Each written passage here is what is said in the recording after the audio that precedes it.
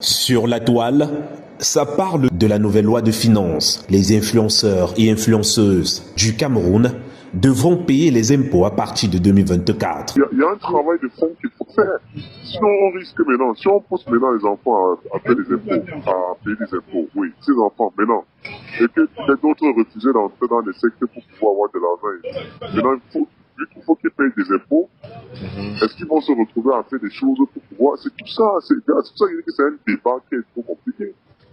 Pour la Fondation camerounaise des consommateurs, cette mesure qui vise à combler le vide fiscal dans lequel opèrent actuellement les influenceurs et influenceuses doit être repensée. La loi de finances met la charrue avant les bœufs. Il faut intéresser ces derniers à déclarer leurs revenus.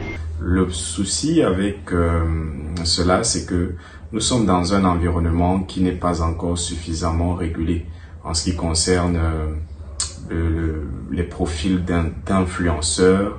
Il faut dire que l'article 56 de la loi de finances stipule que les revenus générés par les particuliers sur les plateformes numériques lorsqu'ils effectuent des ventes de biens, fournissent des services ou échangent ou partagent des biens, seront considérés comme des revenus imposables. Il me souvient que les années antérieures, il y a eu le principe d'imposition du commerce, du e-commerce avait déjà été planté, donc ce n'est que normal.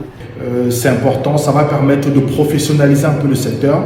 On se souvient, il y a de cela 3 ans, le gouvernement camerounais avait voulu taxer les importations sur les téléphonies mobiles et taxer directement auprès des utilisateurs et abonnés.